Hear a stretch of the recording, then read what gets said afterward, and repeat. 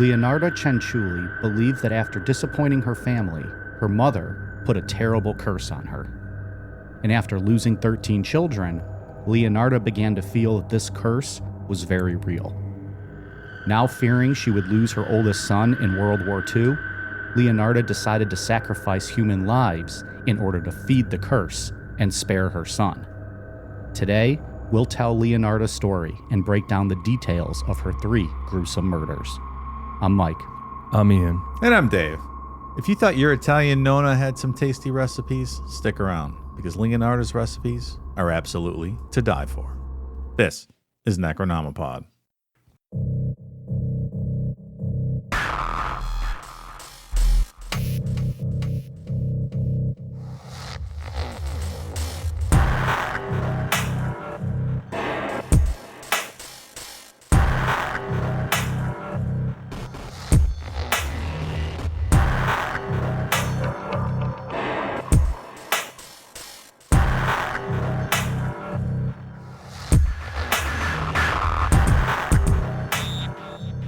We had a little bit of a recording schedule change this week. I appreciate you guys working with me as the Edmonton Oilers embark on a Western Conference Finals title defense. Okay. Starts tomorrow. Well, that's way more important, so happy to accommodate you, pal. I think most people would agree. They would rather watch the Edmonton Oilers in the Western Conference and listen to three drunk dudes in a basement. So we'll see. It's been a lot of sleepless nights the last month or so. Those damn games started so late. But now that they made it this far, 8 o'clock starts.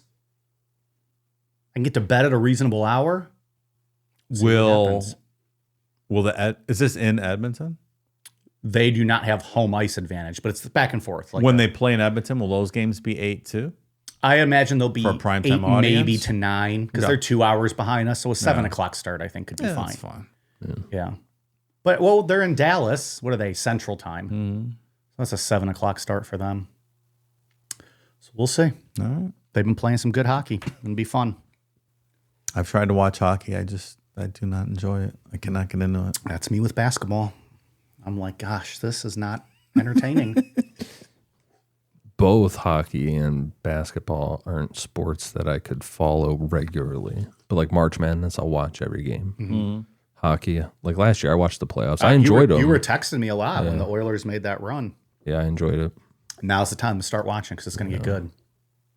4 teams left. We'll see. I'll watch tomorrow night. Yeah, should be good. I will not. You're just upset that your basketball's over.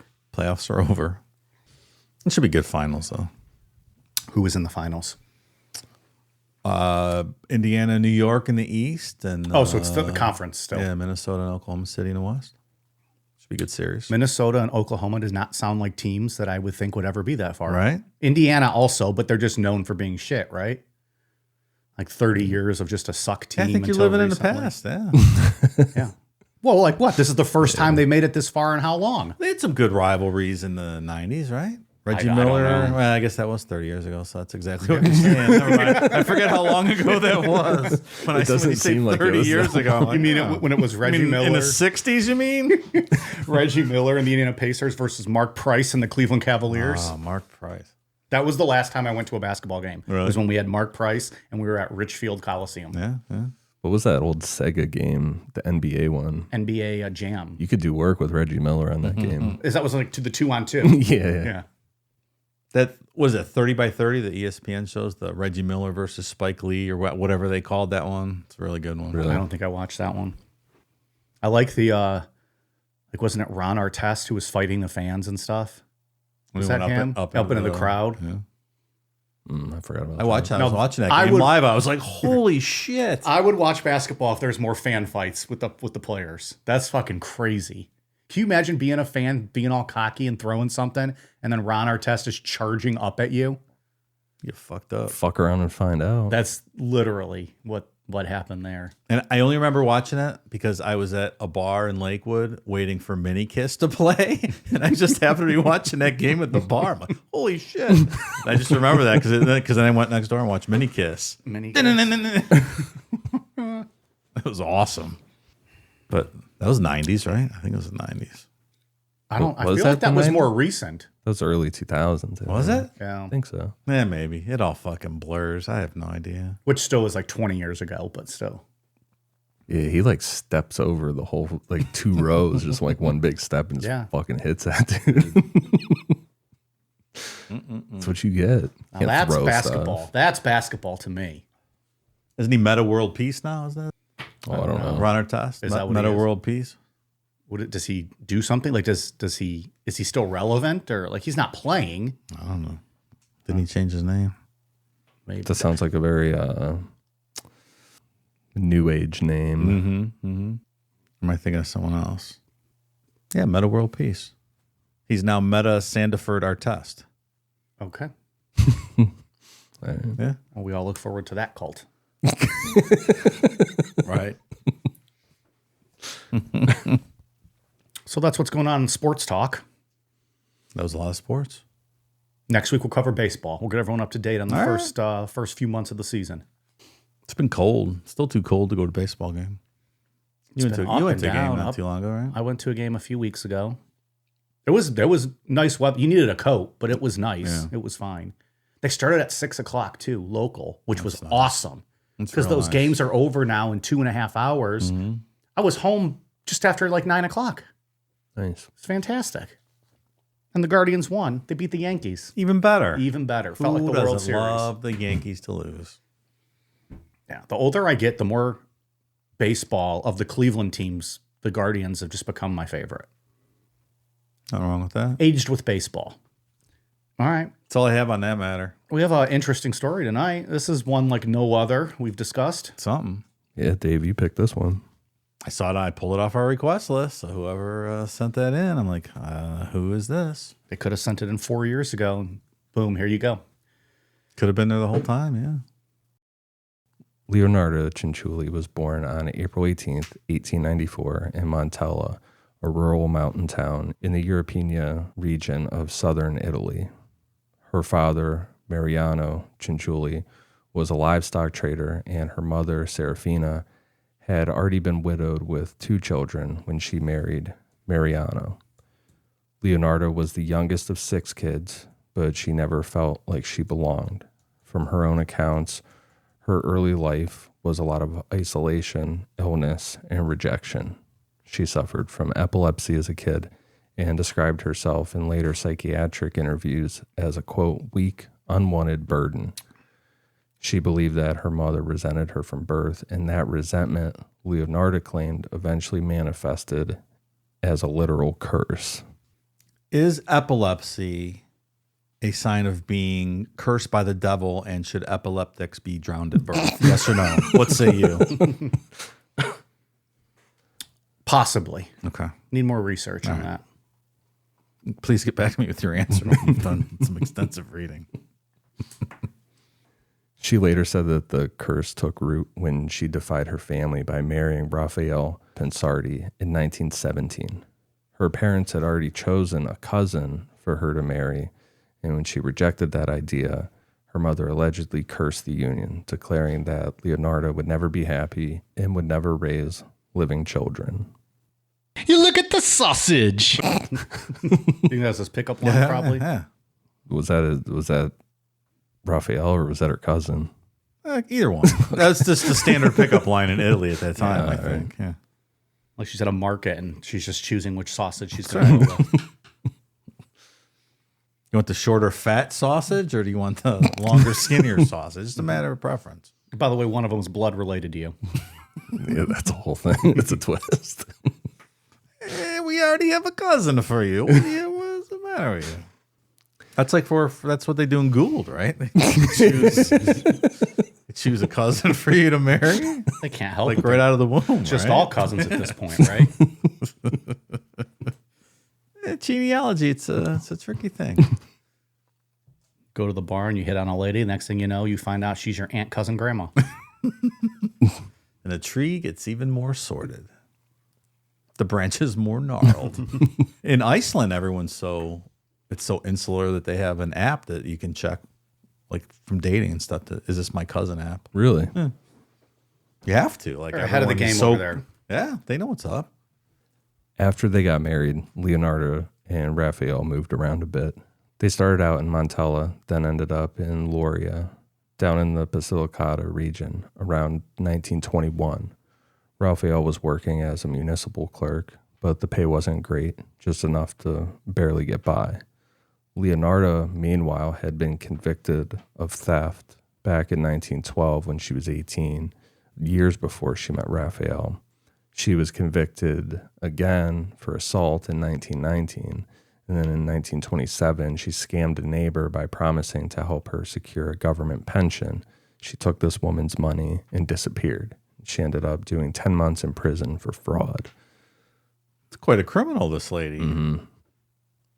We're not even to the good parts yet. Did you say Lacedonia? Man, these names. I honestly don't know. Lacedonia? That's fine. I'd just go with that. After she got out, they moved briefly to Lacedonia. But in 1930, the Vulture earthquake hit and wiped out their home. With nowhere else to go, they headed north to Correggio, a quiet town in Emilia-Romagna. Raphael got a job at the local land registry, and Leonarda opened a small general store. They're running you through the fucking ringer with these words. I think you're sweating over there a little bit. I see beads of sweat on your forehead. It being smoking so much weed when we record, it makes it even harder. Like I get tripped up in my head. Well, you have Italian Mike sitting right here. You'd think he'd be able to correct any mispronunciations. Well, we edit all that out. Exactly. He's your behind the scene, Yeah. Johnny on the spot, cunning linguist. He was really born in Jersey. It's all just, he's trying to be a tough Guido and have the fake accent. That's Mafia Mike. Nobody in Correggio knew about Leonarda's past, like how she was in prison and all that shit. And no one had any idea how much she believed in superstition, prophecy, and magical protection.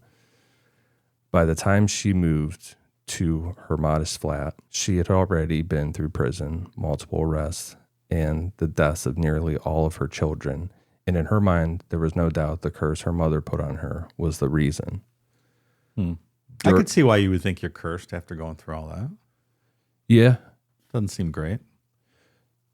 During her marriage, Leonarda got pregnant 17 times. Only 4 of those children survived. The rest were lost. 3 to miscarriage and 10 in infancy. Oh, my goodness. So I think, you believe in the curse, right? Yeah, that's terrible luck. Yeah. That's a lot of kids, too. 'Cause miscarriages are like a extremely hard thing for people to go through, let alone then get into infancy, like the baby's actually born and then die. It's terrible. Yeah. Years later in court, she said, quote, "Almost every night I dreamed of little white coffins swallowed one after the other by black earth." I've been having weird dreams all week. I dreamed I had to beat like 3 or 4 people to death with a heavy rock last night. Jesus, Isn't that weird? man? Yeah. You should Lori. probably talk to a psychologist about some of this. Fucking hate dreaming. Please stop. Stop coming to me. It's all these true crime stories. I just want to fucking sleep. Leave me alone. That's some heavy shit, man. It was all drawn out. It was right before I woke up. Then I woke up at fucking 4 o'clock in the morning after bludgeoning some who knows who.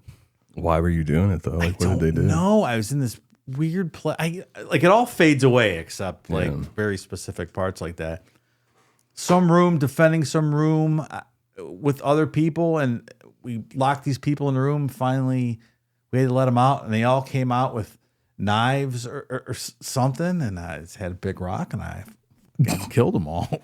Were you watching like Last of Us or something? No, Nothing? no, I don't know. It's so strange. That's crazy. I don't like it. I don't think I would love that. You're having some violent, aggressive dreams. I know. I wonder why you don't sleep well with that. That's what I'm saying. I gotta start upping the dose on some meds before I sleep. There you go. Couple Percocet and a glass of red wine. You will be out.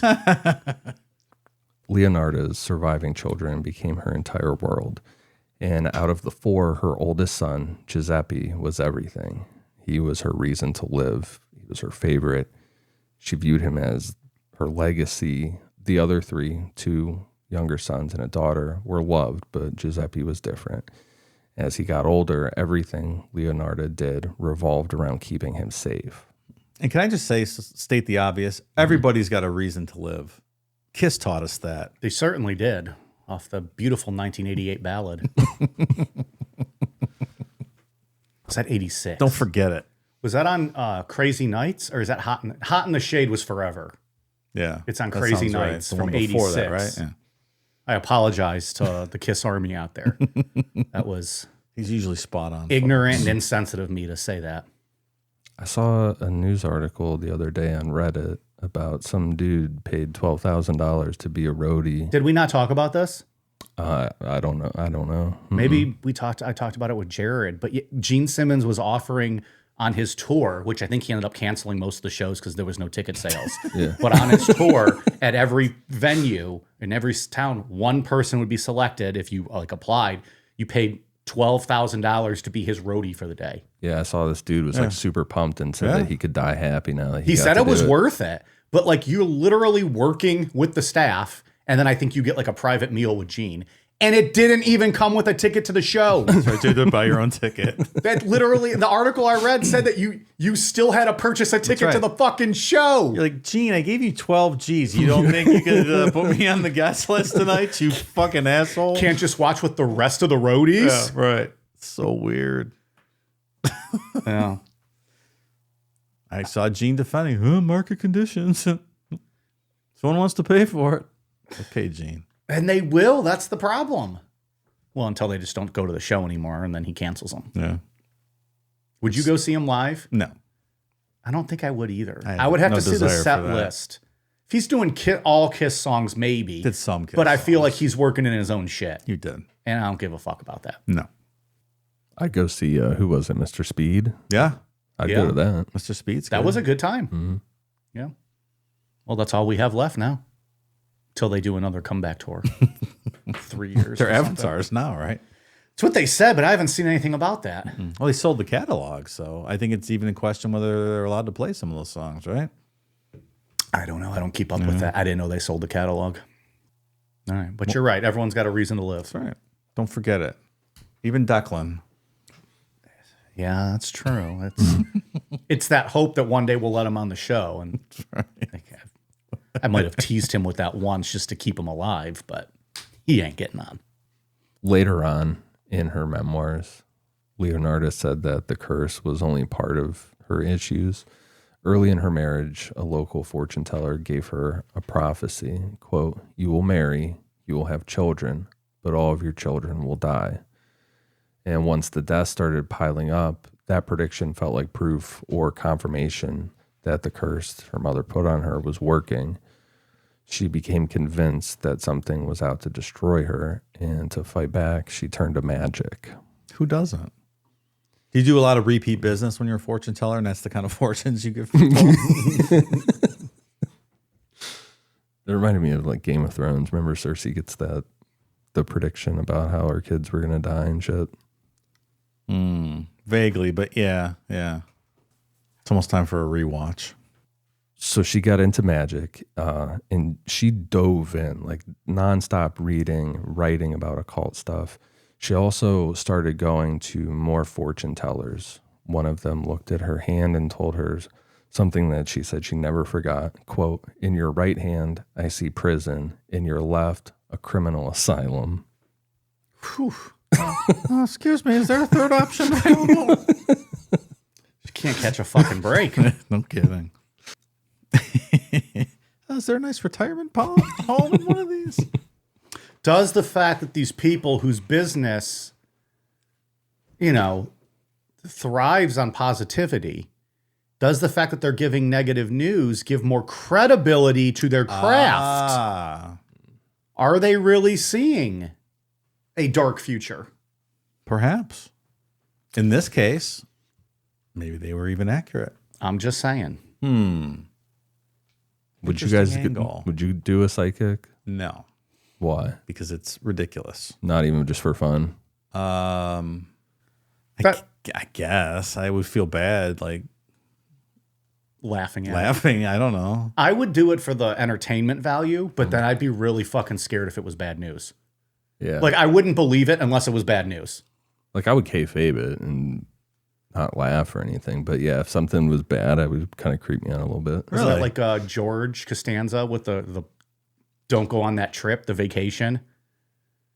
He was supposed to go to a vacation and they were seeing like a psychic or something. And she said something like, don't go on that trip. And then Kramer pissed the lady off. So she didn't finish. And George's like, well, what? What's going to happen? So Kramer goes on the trip instead. And they're doing like a bikini model photo shoot on the beach. He has a great time. And George is like, fucking missed it. I don't remember. You don't remember that That's one? great. It's really good.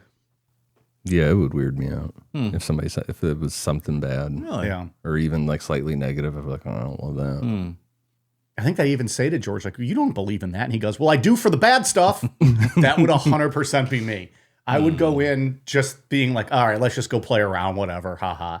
And then I'd walk out terrified, my anxiety through the roof because she said something. What would you do? Like a tarot card or a palm reading, or these are all different things, correct? The tarot cards at least look cool. Yeah, those are neat drawings. I like that stuff. Got that New Orleans voodoo aspect to it, right? That's what I picture.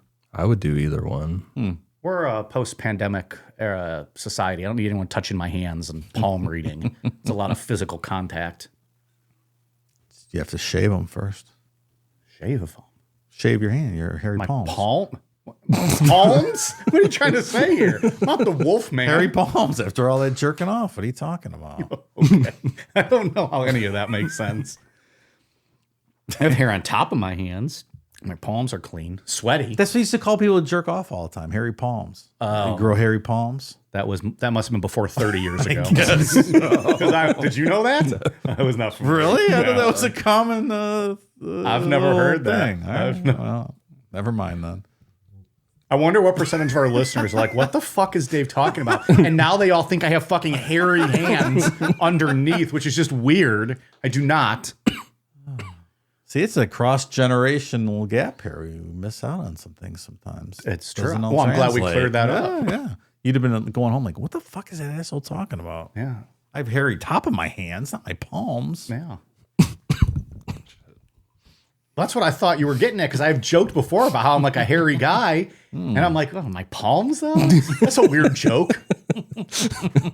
Oh, I get it. It's a jerk off joke. Okay. In that case, yes. All right. So by the time World War II reached Italy, Leonarda's fear had turned into obsession. When Mussolini declared war in June of 1940 and Giuseppe was old enough to be drafted, she unraveled. In her mind, if Giuseppe died, that would make the curse spill over, and at that point, it couldn't be stopped. Because in her mind right now, she's keeping it at bay with, like when I said she dove into magic, like she's fucking doing spells and shit. She's keeping... Protecting him. Yeah. And it's all to protect him. A mother's love. Everyone's got a reason to live. So when this fear of World War II hit, that's when the idea of sacrifice started to take shape. She didn't see it as murder. She saw it as a trade. If she gave death what it wanted, maybe it would leave Giuseppe alone. If someone had to die so he could live, then that's what the price was. Sounds like a Tony Todd speech from Final Destination. The first woman Leonarda killed was Faustina Setti, a 50-year-old unmarried woman who spent most of her life alone. At that time, she was labeled a spinster, a word that carried real weight in rural Italy. She was poor, isolated, and still hoping for a second chance, maybe a husband, maybe a nicer place to live. Leonarda, acting as the local fortune teller and trusted neighbor, told her exactly what she wanted to hear. She had found a wealthy old bachelor in Pola, then part of Italy, now Croatia, who was looking for a wife. Faustina trusted her completely. Everyone in the neighborhood did.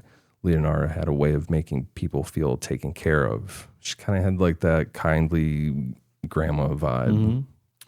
Her face is not kindly. No, I think that's an after the fact picture. Like, when I first saw it, the first thing that came to mind, she looks like Shemp from the Three Stooges. Yeah, if you're picturing Sophia Loren, get that image out of your mind. Tis not. She kind of looks like the mom from the Goonies, the Fratelli mom. Mama Fratelli. I'm not familiar with that reference. Erwin. That's that same lady from Throw Mama from the Train. Erwin. From what? Throw Mama from the Train with Danny DeVito. I don't know that. I've No, never it's the heard of same that lady. one. Erwin. You gotta watch it. It's great. Sounds ridiculous. I would probably like that. He wants to throw his mama from the train. I got the gist of it. Yeah. Self-explanatory, right? With Faustina, Leonarda leaned into it. She told her to keep her engagement quiet so no one would jinx it. She had her write postcards ahead of time addressed to friends and family saying she'd arrived in Pola. That way, once Faustina was gone, Leonarda could drop them in the mail and no one would suspect anything. She later told police that Faustina was illiterate, so she dictated the messages for her. She also had Faustina sign over a power of attorney so she could access her bank account while she was away. This wasn't just murder for sacrifice. I think she did believe, she was very obsessive about it, but she also made this pay off too because she pulled some fraud. Leonarda planned to take everything Faustina had. Records showed she ended up with about 30,000 lira, which was a decent amount of money at the time. All right, so the fraud was secondary. Yeah. I mean, the money would just sit there. If you're going to kill her, I mean, might as well take it, right? That's crazy. Go to waste. This lady signed over like power of attorney and stuff. Yeah, that's wild. She was really desperate to find a man's. On December 17th, 1939, Faustina came to Leonarda's home one last time to finalize her travel plans. Leonarda greeted her with tea, a smile, and a glass of wine laced with a strong sleeping potion. There you go, Dave. Yeah, I was going to say, can I get some of that? You need to find out Leonarda's recipe. Yeah, that's exactly what I need. Just not the second part of it. Yeah, no, you don't want to die. Just take that little nappy nap. Yeah, nice nappy nap. Nice 10-hour nappy nap is all I ask. Once Faustina passed out, Leonarda dragged her into a small room off the kitchen. She picked up a small axe and crushed Faustina's skull with a single blow. Then, with methodical precision, she sawed the body into 9 parts, draining as much blood as she could into a basin. That's a killing. That is a killing. At her trial, Leonarda described the whole thing in graphic detail. She said she worked fast and calm, like she was butchering meat.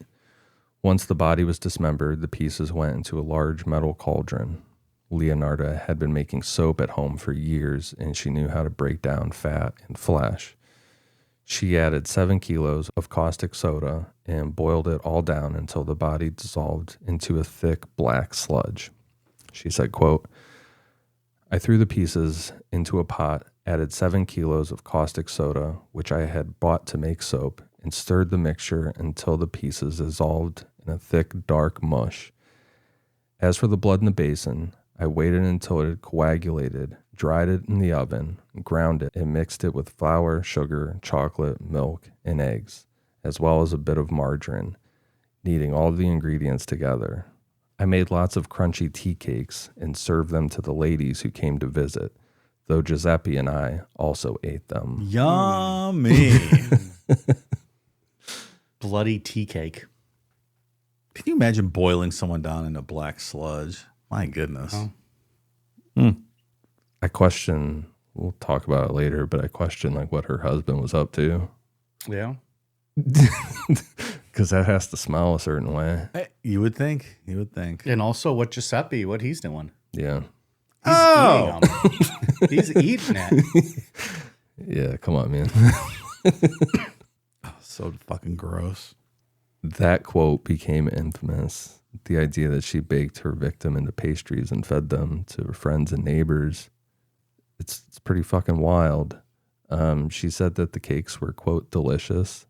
Did she say delicious or delicioso?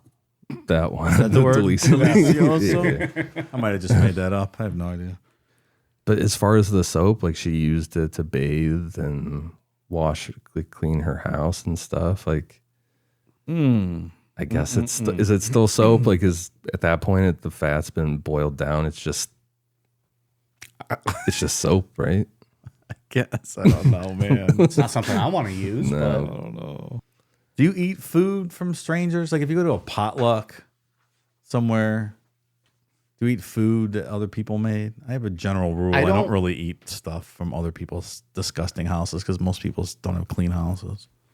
Present company excluded, of course. But you said He's like talking shit on us friends. But like you said, strangers, and I'm trying to think. I don't think I've ever been to a potluck where there's strangers. Or like Like people if you go to like a work thing, work you know those thing people, or- so you probably know who you could trust and who you wouldn't. Well, then if you don't, then you don't eat it, right? I would eat the people that like I'm buddies with or friends with or have maybe been to their house, you know, ones that maybe I know don't have cats or you're not seeing coming to work with like animal hair all over them. Exactly. I don't think I've been to like a big party where it's like everyone just brings, or if I have, I just eat the stuff that I know is from my friends because then that way I can be like, oh, Ian, that was fucking delicious cheesy potatoes. Good job. So I think you're right. I just can't think of a situation where I've been to a huge potluck where there's all kinds of strangers. Yeah, my mind just wanders. I think people are just gross. Either that or I just realized I don't have many friends and I don't get invited to potlucks like maybe normal people do. Are there potlucks happening that I'm not invited to? I'm not getting invited either. Yeah. If there are. People don't like when I just air fry some pizza rolls and bring those to a potluck? That probably kills all the germs, so I'm fine with that. But I'm saying maybe that's why it's not classy enough for motherfuckers out there. I don't get invited anywhere. I have no idea. I was just I'm making, like, oh, I was just making a joke. I know. I was just trying I would to be think like, proud to have you bring air fried. Hey.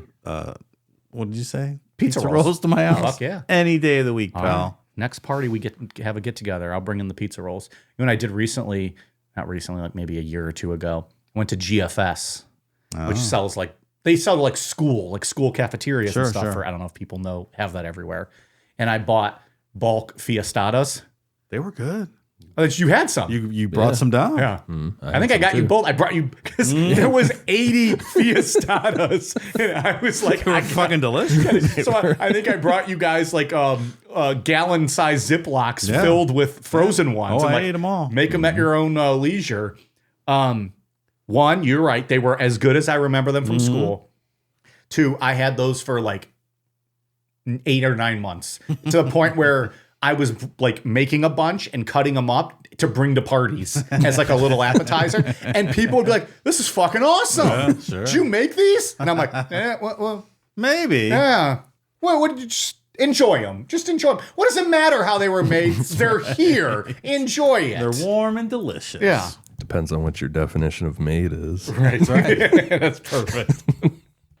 But I always remember the little fucking sausage on those. Just looks like little deer shits. Like those little ball deer shit things. But damn, they are good. I need to go back, I think, and get another pack. I think it's about time. I'll take some more of those. You guys Thank you guys get little goodie bags. All right. This show is sponsored by BetterHelp. Caring, compassionate, someone that'll listen to you, someone that you know always has your back.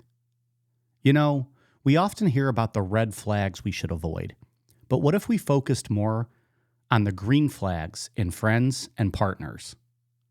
If you're not sure what green flags look like, therapy can help you identify them, actively practice them in your relationships, and embody the green flag energy yourself. Whether you're dating, married, building a friendship, or just working on yourself, it's time to form relationships that love you back. Therapy teaches us ways to weed out negativity or weed out red flags and focus more on positive energy and green flags. By finding the green flags within ourselves, we're better able to find the green flags in others, which helps us establish and maintain healthy, happy relationships. Therapy can also be helpful in learning new positive coping skills, setting boundaries, and empowering you to be the best version of yourself. Therapy is not only for those who've experienced trauma. So if you're thinking of starting therapy, why not give BetterHelp a try? It's entirely online and designed to be convenient, flexible, and suited to your schedule. All you have to do is fill out a brief questionnaire to get matched with a licensed therapist. And you can switch therapists at any time at no additional charge. Discover your relationship green flags with BetterHelp. Visit betterhelp.com/necro today and get 10% off your first month. Again, that's BetterHelp, HELP.com/necro. You know what? And I meant to bring this up at the start of the show, and I forgot. We need to plug it again. Friday, June 13th, Old Wrestling, the Beachland Ballroom. Cleveland, Ohio. Cleveland, Ohio. We are yet again sponsoring it. We always have such a good time. This year, it's a murder mystery wrestling show. There's some necro vibes going to be going on throughout this show. Yeah. It's going to be like a whodunit throughout the night, I guess. The audience is going to be given like pieces of paper where they can vote for who they think is the murderer. And I'm assuming we're going to find out, at the end of the show or something. We'll have to see. But if you're in the area, into wrestling, or just want to come, we'll be there hanging out. There is an official after party this year that's going to be at the same venue. Nice. They have a little bar over there. Ian, you're a big fan of their buffalo chicken sandwich. Yep. So we're going to be hanging out, having some drinks, watching wrestling. We always have some listeners there. Always cool to hang out and talk. Yep. And we don't do a lot of live stuff. So this is a chance to kind of hang out and you get to watch... Yeah. Watch men in underwear roll around on a mat. What could be better than that? And as Michael Scott had once said, there's been a murder. So anyways, that's Friday, June 13th. Beachland Ballroom. We'll have to post the link for where to get tickets. But I think if you search Old Wrestling, OLDE Wrestling, you'll find it. Maybe we can we post the link in the description of the show? For the tickets? Oh, yeah. Okay, we'll post the link in that. But what I was going to say is maybe I'll be that creepy guy who just makes a bunch of fiestadas, cuts them up, and I walk around Old Wrestling passing out food. I think that'd be fucking great. Except for the people that don't know me, right? Because they're like, who's this strange man passing me this lukewarm, shitty pizza? And the venue selling actual concessions might not like that you're taking their business. But other than that, it would be great. Real quick. Yeah, they'd probably be a little confused by it. I'm a sponsor of the show. Did I not pay for the show? Do I not have the right to pass out some baked goods? He's selling hot dogs in the corner for like $1 and undercutting the show. I just have them all pre-made though and like wrapped. I pull them out of my pockets. I'm selling hot dogs out of my pockets. These are warm. You're like, yeah. It's June. Sure it's hot outside. All right. Anyways. Old Wrestling, June 13th. Come hang out. It really is a damn fun time. Even if you're not like a wrestling fan, I think you would enjoy the show because it's very entertaining. They have fun. They don't take themselves too seriously. It's family friendly. Maybe the after party isn't. Well, yeah. Yeah, not that. Maybe the murder mystery is a double fake and they're actually going to murder one of us. And then they have to figure out who did it. All right. That could happen. Well. It's for the good, the greater good, right? Show must go on. Yeah. If the lights go out and one of us doesn't die, then it's like Clue and Tim Curry pops up. Oh, too soon on Tim Curry. Too soon, Dave. What do you mean? Tim Curry died? Didn't he die a few years ago? Oh. That's like a running gag on Twitter, though. And he's like, motherfucker, I'm not dead. Is it a running gag? Maybe I fell for the gag. Tim Curry's going to be very sad to hear you put that fake news back out in the world.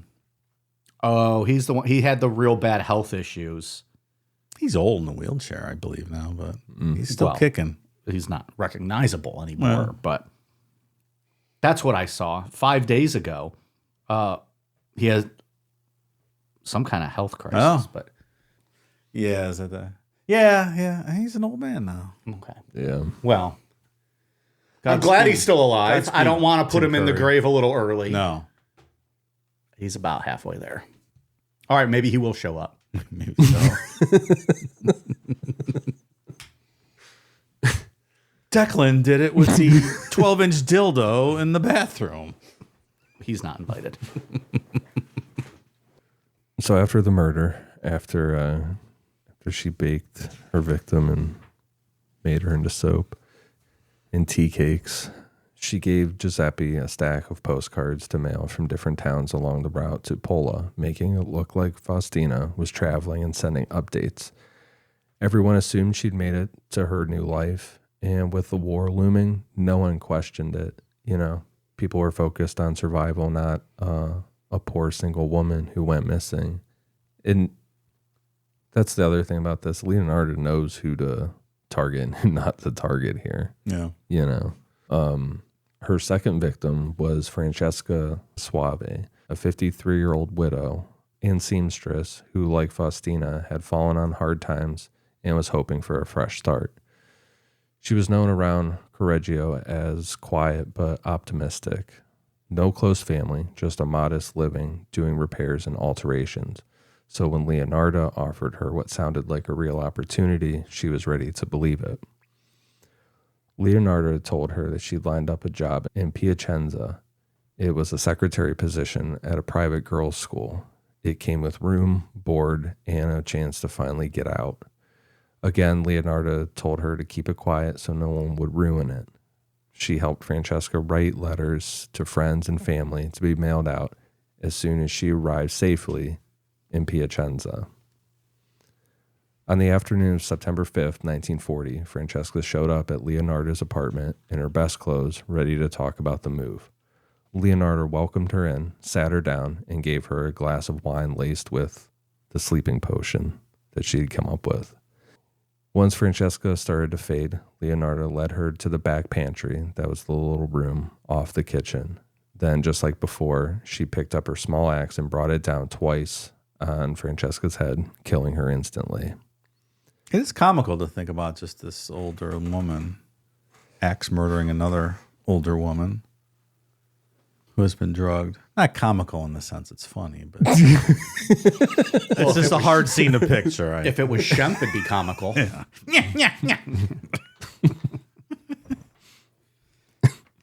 it was Shemp. I haven't watched any Three Stooges in a long time. They have a YouTube channel now that has like all of the shorts, but there's like a commercial every like 5 minutes. Fuck. You're better off trying to find another way. I don't know if they're streaming on anything, but I watch it every now and then. Put you in a good mood. Yeah, it's just something to zone out, laugh about. Yeah. So she did the same thing with Francesca.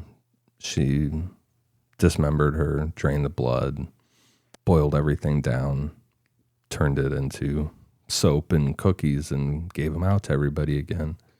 And like when she was in court at the end of all this talking, like she would just kind of smile to herself and look super proud, kind of like remembering making these cookies and stuff. It's the best cookie I ever had. But again, there was like a financial aspect to this. She ended up taking a gold wedding band from Francesca that was about 3,000 lira in cash. It wasn't much, but it kept the household running. Raphael's salary was small. There's no record of like what Leonardo was telling him or if he ever suspected anything. Most accounts suggest that he didn't ask. But I don't know, man. Like this is an apartment. Yeah, there can't be much room, right? It's pretty small. What's this black? What's all this black? I'm doing Mike's bit here. I'm getting carried away with myself. But like, what's all this? It's an Italian heavy episode. What's the black sludge tea cake situation in the back room? You know, What's the smell of a boiling person? right? And because this is obviously going to take a long time, so it's not like she could just get it done in one shift while he's at work. Exactly. We're talking about boiling for 24 hours, right? Yeah, Boiled it down and took all day. Maybe she was a terrible cook and he was just used to putrid smells. Maybe that's what it was, and he's like, "Nah, I'm just going home. I'm gonna go lay in bed." I mean, she did make soap at home, so is the Yeah, smell yeah. different between boiling animal fat for soap versus human fat? right. I don't know. I haven't made soap in about 6 months myself. I don't really remember what it smells like, so I'm not going to be much help here. Well, your Etsy is gonna get shut down. In the back of Giant Eagle in town, there's a goat milk soap section. Yeah. Have you ever smelled that when you walk by? It's very strong. I don't think I may have been in that Giant Eagle once. Oh, the whole area smells very. A goat milk soap section? There's like a there's- little like Like a display? artisan stand. It's like a end cap. Type yeah, and you deal. can cut off your own piece of goat milk soap. Really? Take it. But like does Francesca soap smell anything like that? Does it have a peculiar stench to it? Well, she's adding cologne and stuff to it. Yeah. Yeah, we'll see that in a minute. She starts Oh, maybe. adding her own scents. I'm and jumping stuff. ahead. Sorry. But that's true. I don't know. Unscented soap sounds terrible. It's true. You wouldn't smell clean, right? You wouldn't think you got clean. Right. A nice, you strong like that, scent. You like that little smell just for a while. You don't want it to stay with you all day, but just to know it's there. She's probably taking a bath with Francesca soap. La la la, like washing her underarm. La la la la la. A Mussolini. La la la la. That's what people sing over there. I don't know what they sing in Italy. Pasta fagioli, Mussolini. After the murder, once everything was boiled down into soap and stuff, she followed the same playbook as before. She had Giuseppe go out and mail letters along the route to Piacenza to make it look like Francesca was already traveling and settling into her new job. Nobody questioned it. Apparently not Giuseppe either. There's no reason to be mailing it like that, right? So he's clearly not. Either he's in on it or he's not asking questions. Leonarda's third and final victim was Virginia Cacioppo, a 60-year-old widow who had once been something of a star. In her younger years, she worked as a soprano, performing across Italy. Some accounts say she sang Madame Butterfly at the La Scala in Milan. But by 1940, that life was behind her. She was unemployed, living in poverty in Correggio, and looking for work. La la la, Madame Butterfly, Mussolini. That's a perfect soprano. It's not bad, right? Wow.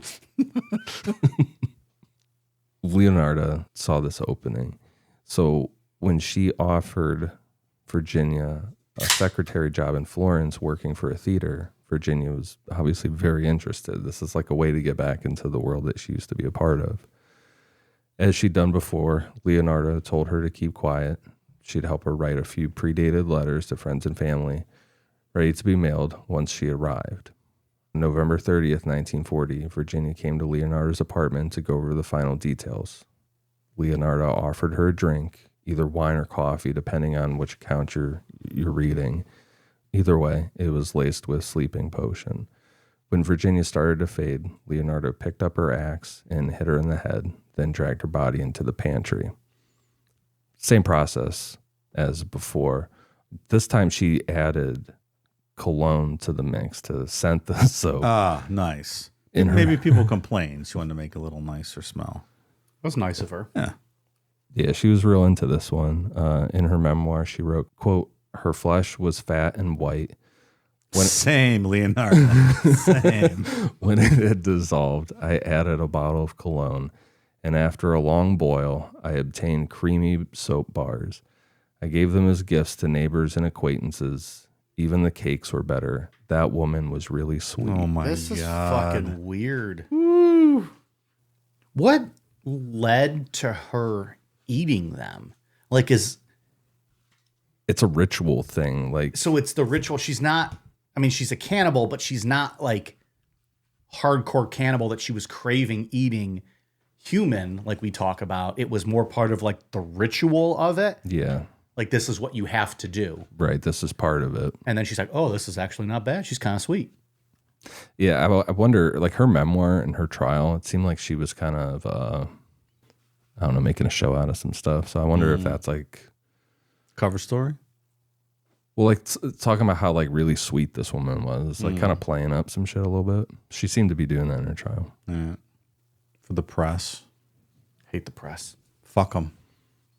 I never want to meet them. You don't. That's good because there's probably no chance of that, right? Yeah. I was just making a dumb meet the press joke. That's all.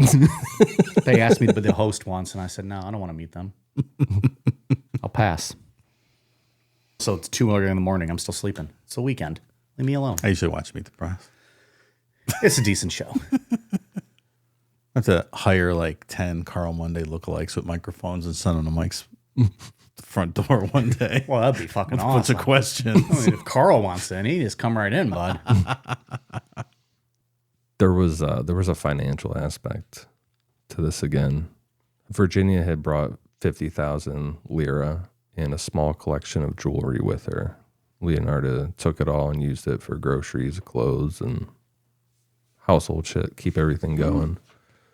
Giuseppe mailed the letters again. He played a huge role in keeping the story going. I don't know. After this next little sentence, I had the next ad. Okay. I don't know if he wasn't asking questions or what, but There's how many people in this apartment? And no one's asking questions. 4 kids too, right? Because we forget Giuseppe was the only one she loved, but she had 3 other kids, yeah, like plus the husband. I'm not sure if those kids had moved out, but if they're all in there, I mean, it's pretty. But there's at least 2 grown men. Yeah. By the end of 1940, Leonarda had gotten away with 3 murders, but she made a mistake with Virginia. Her family wasn't as disconnected as the others were. It's always a problem with serial killers too, right? Kill somebody that has loved ones that miss them. Wrong person. Virginia's sister-in-law, Albertina Fonti, got suspicious when the letters stopped. The ones Leonarda had given Giuseppe only bought a little bit of time. By early 1941, Albertina started asking around. She talked to some neighbors and friends, and going around town, talking to everybody, she found out that each of these missing women had been seen at Leonarda's home. Last seen at Leonarda's home. It's a pattern. She went to the police, but her concerns were dismissed. Italy was at war, and police were overwhelmed. They're like, we're not dealing with this. Getting their asses smoked by the good old US of A. We are undefeated. In world wars. Yes, that's what I meant. Try us again next time, motherfuckers. See what happens. Fuck around and find out. These colors don't run. That's right. They don't. The case broke open when a local priest turned in a treasury bond that had belonged to Virginia. He said it came from a farmer who said it was a gift from Leonarda. The bond still had Virginia's name on it, and that got the police to look into stuff. Not smart. That's like Tony Soprano when he gave his mom those plane tickets from the Scarposi bust out or whatever they called that. Remember when they bought the fake tickets from the guy that owned the sporting goods store and bankrupted him? Yes. And then the FBI arrested Tony's mom. He's like, That's remember early. this? That's early, Yeah, right? yeah. Yeah. I forgot all about that till you said it. Yeah. Can't do that.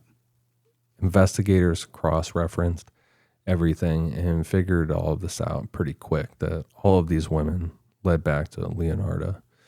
On April 12, 1941, police raided her apartment. Inside the kitchen pantry, they found dark stains, bits of tissue, bone fragments, the cauldrons, soap molds, and ledgers showing financial ties to all of the victims. Uh-oh. Should not write that down. No.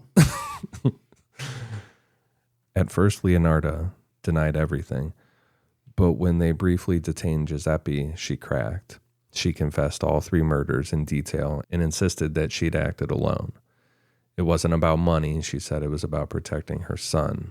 When asked why she turned her victims into soap and the pastries, she said it was part of the ritual. The fat and blood had to be transformed through fire. That's what gave it power. Okay. I guess it worked though, right?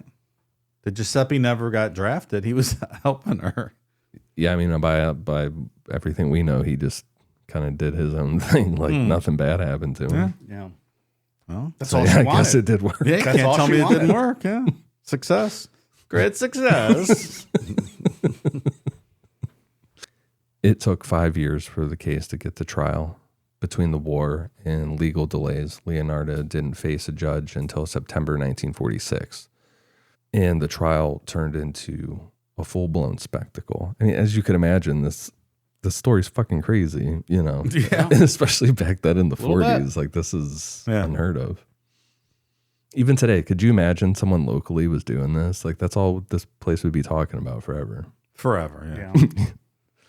They had a lot going on then. They had to hang Mussolini first, and then they could were a little get back busy. to Leonardo. A little busy. Yeah, there's stuff to do. Waiting in line to go spit on his body. Yeah. Those are great photos of them. Of him hanging there. Crazy photos. I know. You're like, oh, we were given one chance, a percentage of a chance to exist on planet Earth. This is where we're at. World wars, spitting on people who have deceased, who have led us into death. We really made the most out of our time here. Our short, brief time on this rock. Isn't it weird this is the best we could do after all this time? It's the saddest thing in the fucking world. Yeah. Yeah. All right. That was great philosophy for the day. Hope you guys feel better about everything. Like if you could just one day we're not going to exist anymore, but then if you snapshot it, like these beings were given a gift of life, and it's just like a photo of the Mussolini's hanging and or Right. Mussolini and they're spitting on And him. his mistress. Yeah, and like they're doing well down there. They're doing great. Look, I'm not saying they didn't deserve it. I'm just saying like, how the fuck did we get here? No. I feel as if that's a deeper conversation. Most definitely. One which we will never We have. will never. And I was going to say the same thing. We will never have it. We kind of talked about it before. Leonarda kind of turned the courtroom into a show a little bit and kind of played up some stuff. Her most infamous moment, as far as the newspapers in Italy were concerned, came when a prosecutor mentioned the copper ladle she used to skim fat from the kettles, and Leonarda cut him off and said, quote, "I gave the ladle to my country. It needed metal during the war." And that's kind of what she started kind of putting out there, is that this was going as further than Giuseppe. Like, she was helping out war efforts. Yeah, that didn't work. Nice try. She was a big Mussolini supporter, I bet she was. Of course she was. very much so. That adds up. Psychiatrists testified about her mental state and found that she was not insane. She planned everything. She staged the alibis. She moved all the money around. She knew what she was doing. On October 29th, 1946, Leonarda was convicted of 3 murders and sentenced to 30 years in prison, plus 3 more in a criminal asylum. She served her time at the Pozzoli Women's Prison near Naples, spending most of it in the psychiatric wing. Staff said that she was eccentric, but polite, neat, quiet, and obsessed with hygiene. Leonarda died of a stroke on October 15th, 1970, at the age of 76, and she was still in the criminal asylum at that point. That's good. Yeah. She didn't need to go out walking around. No. I love that she's obsessed with hygiene, though. Taking those prison baths that she get to keep her soap from Yeah, right. from the old days. La la la. That is quite a story, friends. Very unique. I keep getting like a Texas Chainsaw Massacre vibe, like how he pulls them into the back room of the kitchen and like Door slams. yeah. down. But it's like a little old Italian woman doing it. Yeah. Well, It's a house of horrors. Horrors, not horrors. Horrors. you did use a little slur there. House of Horrors. I thought Larry Flint was here for a minute. Well, there's not really a lot to debate with this one or I think she did it. discuss. I think she did it too. And I think her son and her husband knew she did it. Ah. Yeah, that's a little. Do you think she had them convinced there was a curse and that's why they let her do it? That's a good Or do you question. think she was just such a fucking Looney Tune that they're like, just whatever, let her fucking do whatever she's going to do. That is a very good I don't want to question. put up with her. I don't want to see her shemp ass face. I don't want to fucking do with this. Yeah, maybe they just just appease her. Like Giuseppe would mail out the letters just to go along with Maybe her he shit. was just, one of the sons. It's like, don't ask questions. Mom says do this. I'm going to do this. It's not worth the effort to argue with her. Yeah. But I mean, like, even just like being a good, like a mama's boy. Like, mommy says do this. I'm going to go do this. Those Italians, they're mama's boys. So, Yeah. It wasn't like an overnight thing, like getting to this point, like this obsessed point. Like she had been treating him like this his whole life with this curse stuff, which there's definitely a lot of mental illness going on. Mm-hmm. It worked though. Logic is undeniable. Giuseppe lives. Just saying, between that and the psychic readers, magic wins this episode. I'm going to turn to magic if I need it because it clearly works. Yeah. Like Magic the Gathering. Either one. Is that what you didn't do that? A little bit, but Did not you? a You ton. dabbled. Are they the ones playing at the shop in town? Sweet Yeah, Tea they Geeks? play there. Yeah, for sure. Is that what that back room is in the basement? Yeah, well, that's for multiple things, but Okay. then they do play that. I don't go in. I have no business being in there. No, and neither, I understand neither do that. I. I'm judged if I go in that room. Really? Oh, They're yeah. like, oh, look at this fucking lowbrow motherfucker. You don't belong in here. Because I'm wearing normal clothes and shit. It's that guy from Ghoul. And you don't smell, and you don't wash with blood-made soap. Hey, I belong in here, fuckers. I feel like those nerds I'm a big sometimes nerd as you are. they look at me sometimes. They're like when I go to buy Pokemon cards, they look at me like I'm a scalper or something. I'm like, no, motherfucker, I'm just as fine. nerdy as you. Just Because chill out. you're fucking there with your wife, and they're like, he has a woman? Who does this guy think he is? The ones who started talking to me like I didn't know what I was talking, like I didn't know what I'm doing. I'm like, come on, man. Beat it, nerd. They're like, he's crossed over. He's seen a vagina. That whole section of that downstairs, I don't even go in. All those cards, like Pokemon and the Magic. I'm like, I wouldn't. I'm out of my element with all this. Everybody down there's all fucking greasy and shit. I don't know what it is with nerds and bathing. Yeah, I don't know.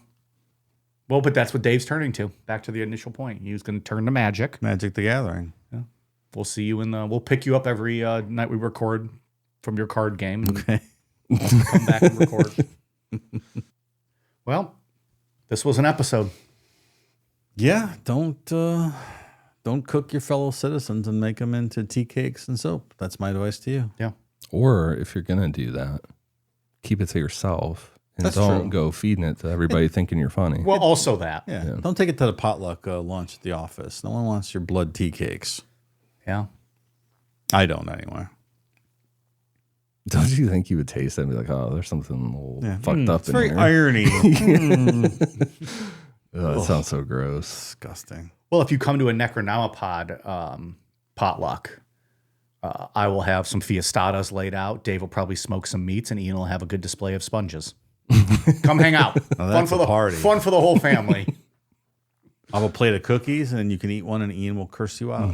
There you go. Smack you around a little bit. Stands there and berates you for Fuck are eating you a eating? Who invited you? What are you eating there? Who told you could have oxygen? Yeah, grab another one, motherfucker. I dare you. I dare you to grab that fucking cookie while he's chomping on a sponge. you got little yellow flakes of sponge flying in your face as he yells at you. I'm so mad I missed that. Damn me and my small bladder. All right, what do we got on Patreon, Dave? Well, let me tell you, Mike, we would like to welcome and thank new patrons Justin R., Joey Gribbins. But my income backwards is what Mike wants Mrs. Hildebrandt to do. Nope. It wasn't. Come in my butt. Oh, okay. My brain wasn't working that fast. Let's see if you got that one. Brian, Nikki, Mike D., Cobran, Nub Thrudders, Tamara, Carl, Nabiscus138, Baron von Longdong, legendary navigator of the USS Bang Bus, and his trusty Rear Admiral, Jake Jigglinball. God damn. It's very descriptive. You know, the fact that people sit around and think of this now, we've created that. That's great. Mrs. Hildebrandt's meat purse. Alex BD, Ash Humrich, Your Mom 666, Nick Lajewski, JoJo in Flames, Real KY Bassman. So either Kentucky or Lube, I suppose. Real KY Bassman. Maybe it's Bassman. Fisher guy, Bassman, Bassman. Oh. Could go a lot of ways with Maybe this it's one. KYB Ass Man. Real KYB Ass Man, yeah. The potentials are endless with this person. Mm-hmm. Cast Mar and Margot. Thank you, new patrons. All right. Ian, anything on your end? On Patreon, we just did a bonus episode on the death of Michelle O'Connell, which was a super weird one. Yeah. Some debate with that, whether or not her boyfriend was responsible. Yeah, there's some debate. That was a heavy episode. It was. A lot of good comments on Patreon, too, on that post. Yeah. People do it, like our EMS listeners and police listeners. So, yeah. I saw some of those, and I think some people took what we were saying out of context. That's been known to happen. Yeah. Or at least maybe what I was saying. I don't remember specifically what they were, which comment they were referencing, but it makes for good conversation, which is always the best. So that's over on Patreon, $5. Yeah. And we have another fucking crazy story this weekend as well. That's also another bonus up, just A bonus show on Patreon that the patrons voted for, because once a month they get to vote for an episode. We give them a list of 3 subjects, and they get to pick which one they want to hear. Yeah. If you're even thinking about it, like if you're a fan of the show, we have 5 years worth of a backlog on Patreon. 3 episodes a month for 5 years straight. We did not miss a show. Never. That's a lot of content. You hear a lot of shows out there in their Patreon, people complain they don't actually deliver what's promised and whatnot. We've always delivered. Not once have we ever missed anything. And if you do one of the higher tiers, there's even more content available. Ian, anything else? I do have a shout out for Jen W. She sent diamond paintings. Like they're little individual diamonds of there's 2 of them of otters. Look at that. This is something. She knows you well. We're gonna hang them up in the studio. He's already masturbated on him once. Something dripping off of the otter. Oh man, he's out of his mind. I'm gonna hang him up all crusty. He was so excited when he unwrapped them. Person made a nice gift. Just defiled him with his semen. Thank you. Look, no kink shaming. You're into otters. It is what it is.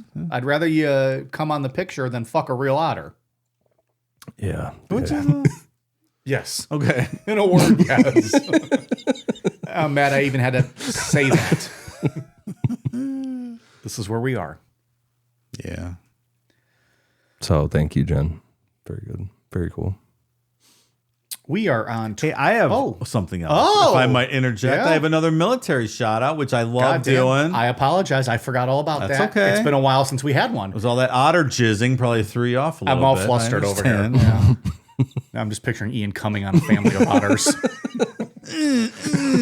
Pew pew. No wonder why he loves the zoo so much. Fucking walking around bricked up all day. Now we're ruining it. He was so innocent with that love for animals. We can't fucking ruin that. Take that, otter. All right. I'm going to try to get us back. Dave, you got any military shout-outs? Speaking of target practice, no, seriously. We have a military shout out. Hunter Harmon, active duty Air Force member. Thanks so much for listening, and thank you for your service, Hunter. Very cool Stay name, safe out too. there. Yeah. Awesome alliteration name. What was it again? Hunter what? Hunter Harmon. That's a fucking cool name. Mm-hmm. Hunter Harmon fucks, right? Oh, yeah. Yeah. Oh, he kills, and he fucks. And he fucks. Yeah. That's a badass name. Shore, like, all right, Hunter, you get shore leave this weekend. Like, all the ladies in town are very excited, I bet. Panties just instantly fall to the floor. Yeah. 100%. Yeah. Well, and then he says he listens to Necronomipod, Yeah. and the panties come back up. They're like, ew, what's wrong with you? Those fucking immature assholes. So So good on you, Hunter. Stay safe out there, and thank you for your service. We are on Twitter, Facebook, Instagram at Necronomipod, patreon.com/Necronomipod, Amazon.com, search Necronomipod for all of our merch, and Necronomipod.com. All right, you guys ready for a cool down beer? Cheers.